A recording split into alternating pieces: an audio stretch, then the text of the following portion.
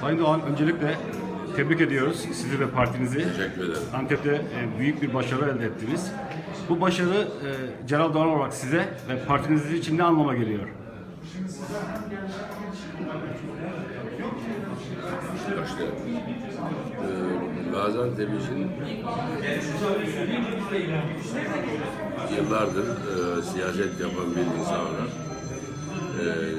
verilen oyların büyük bir kısmını hizmete dair ve hizmete ilgi gösteren, hizmete saygı duyan insanların vermiş olduğu oylar. Diğer kısımdaki bir kısım oylarda Halkların Demokratik Partisi'nin Türkiye'ye açmış olduğu yeni bir demokrasi penceresini, eksiksiz demokrasi penceresinin her türlü Türkiye'deki sarmışlıkların, farklılıkların kendisini ifade edebileceği bir parti performansı sergilediği için almış oylardır. Antep için verilen oylar, partinin bir hukuk olması, umut olması, benim şahsım açıdan verilen oylarla hizmetlerin boşa gitmediği anlamına gelir. Peki Antep'te AKP'nin en çok kaybettiği illerden, oy kaybının olduğu illerden bir tanesi.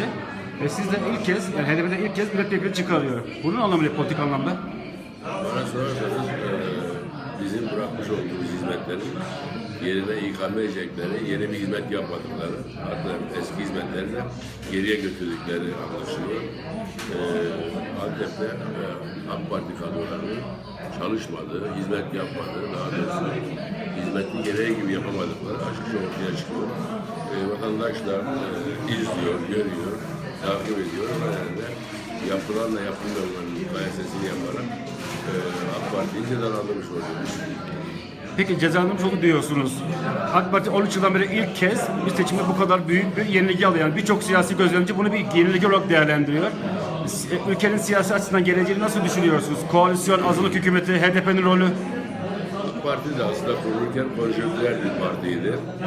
O günkü 2001 yılındaki merkez sağın dağılmış ve başarısız politikalar üzerine kurulmuş bir siyasi parti oldu.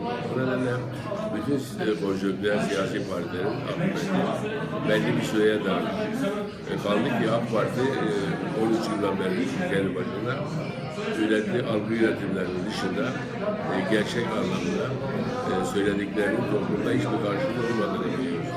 Bir başka aslında önemli nokta şu, AK Parti tek kişinin yönetiminde ve bütün hayatiyetinde ve bütün çalışmalarında her şeyini bir insanın geleceğine ilgili şekillenen bir parti haline geldi. Türk toplumu, Türkiye halklarına şunu gördü ki 80 yıllık eksik yapsak bir demokrasimiz var. Türkiye tek adamlığa doğru gidiyor. Bu nedenle dur demenin gerektiğini ve günü geldiğine karar verildi. 13 yıldan beri seçim kaybetmeyen AK Parti bence sorunun başlangıcı olacak bir rakamla karşılaştı. Peki HDP'nin aldığı %13'lük oy var. Birçok otorite bunu bir sürpriz bir rakam olarak düşünüyor. 80'de milletvekili oldukça başarılı bir rakam. Türkiye'deki halklar üzerindeki baskının geldiği birikim böyle bir partinin ortaya çıkmasını açıkça ortaya koyuyor ama yapılan baskıların yoğunluğu ve büyüklüğü bu rakamın artmasına mani olduğu gibi bugünkü rakamlar da açıkçası tek taraflı, daha doğrusu sadece Adalet ve Kalkınma Partisi'nin Halkların Demokratik Partisi'ni hedef sayan ve barajın altında kalmasını isteyen bir çabayısıyla Türkiye'de demokrasinin, milli iradenin tam yansımayacağı noktasına götüren tavrından dolayı Türkiye halkları AK Parti'yi cezalandırdı. Öte yandan sizi de ödüllendirmedi mi? Türkiye'nin 81 ilinde de HDP oylarını arttırmış, birçok ilde. Şunu gösterdi aslında, barışın dili kazanmıştır, savaşın dili kaybetmiştir.